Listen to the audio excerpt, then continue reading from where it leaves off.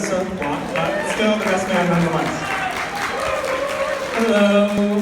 Thank you, Marty, for spoiling the first joke of my speech. So I'll read it anyway, and you guys should laugh, because it's so funny. So hi, my name is Jason Block, but I'm not related to Alyssa.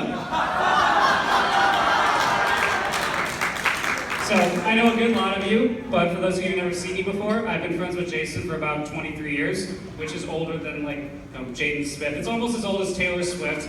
The relationship is old enough to drink. We met in preschool under circumstances that I can't remember because when you're 3, all you know is eating glue and throwing blocks around the room. So I'm sure we bonded over eating a bottle of glue or something, and then we became friends. So now, typically in these speeches, I, the best man, would stand here and tell you about some embarrassing things that Jason did. Like how I'm sure everybody knows this is his 3rd marriage. Right? But I won't do that because I'm above cliches and I want to be an original thinker. So instead, I'm going to tell you a quick story about how he embarrassed me. So, a long time ago, we were probably in 4th or 5th grade. Jason and I were at this 2-day-a-week Hebrew school thing in Skokie, and one time we went to this Jewish summer camp in Wisconsin for this little weekend retreat.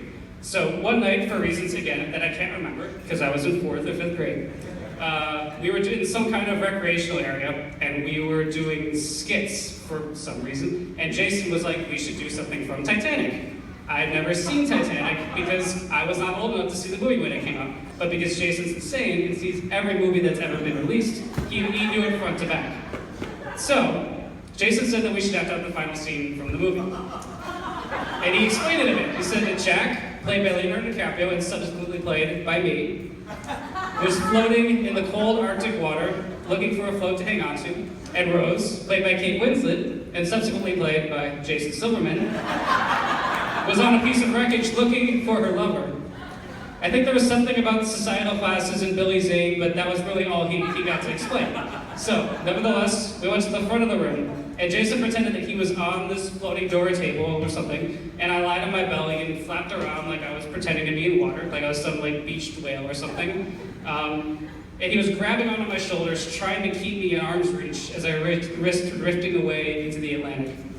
I didn't really say anything during the skit, but suddenly Jason pulled my head and he looked me in the eyes and he cried out for me. And he grabbed my head, and he pulled it toward his, and an instant later his face was up against mine and he planted a giant kiss right on my lips.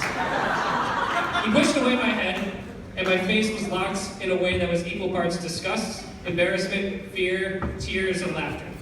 And I suddenly couldn't hear anything in the room. It was like I was in a movie and a grenade went off and you can't really hear anything and everybody else is yelling at you turn on the light or something. But when I came to, I could hear the entire room was laughing like they'd never laughed before. So, this is probably as good a time as any to remind any of you that don't know Jason for some reason that he's a professional actor who lives in New York City and he makes his living being personable, putting himself out there, and taking creative risks. And me, on the other hand, I grew up to be a computer nerd. And I stare at a laptop all day and I make buttons animate when you click on them. So, while I might have a salary, I don't have anywhere near the same proficiency.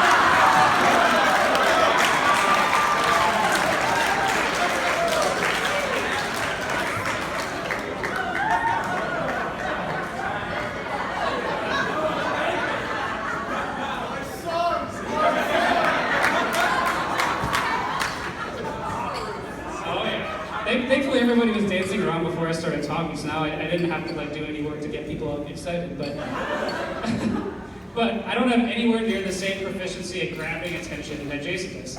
But that's all right, because after 23 years, he knows that about me. And for every embarrassing moment, there have been 200 other moments that were 200 times as worse. So, pretty much every time we see one another, Jason teaches me how to be a better, more empathetic person. He wears his heart on his sleeve. I mean, he texted me a week ago, reminding me to bring tissues with me along with the rings. So, he can joke, he can pretend, but in the moments that matter to the people that matter most to the people around him, he exudes such an intense amount of empathy. Whether it's sadness or joy, happiness or despair, when he stares you in the eyes and he shakes your hand and says, "Congratulations," or "I'm sorry for your loss," or "I know that you're eating that pizza, but I just knocked it on the floor," it is with absolute, genuine sentiment that's hard to match.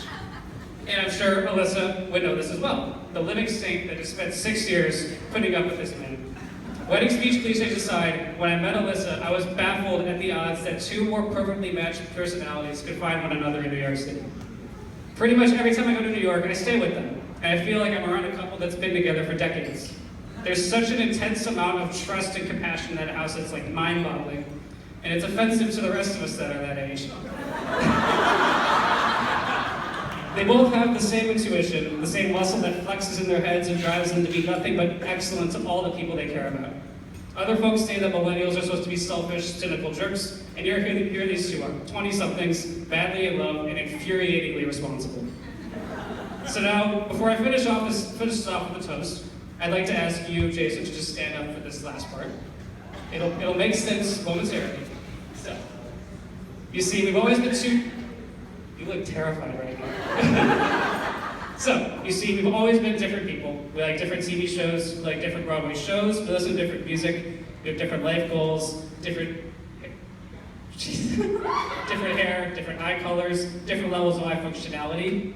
I don't need glasses, but you do. Different heights, different shoe sizes, different places we call home, different allergies, different skin disorders, different muscle builds, different lives, but we have the same name. And I figured out after 23 years, with all the differences we have, none of them can change how good of friends we are. And as long as I've had friends, I always knew I had a friend with the same name as me. And you and I both know that you couldn't imagine the first 2 decades or the next 150 years of our lives without one another. Not many people can say they literally don't remember a time before they knew their best friend. So while I'm disappointed that you're passing up the opportunity to pull an Andy Kaufman and share 2 names with me, I'm still incredibly proud of you. And I know that I'm so happy to be here to celebrate this day with you two and your loved ones. And I'm even happier because right now I have a microphone, I have the attention of the room, and I have the ability to return the favor and embarrass the hell out of you.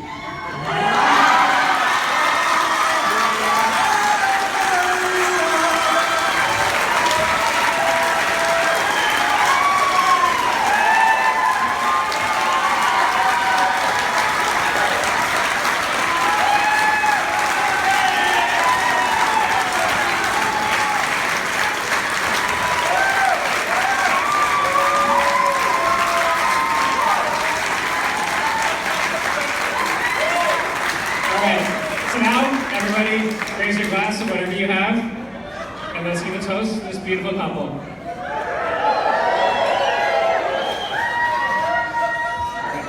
Thank you. And now I'll turn it back over to Marty.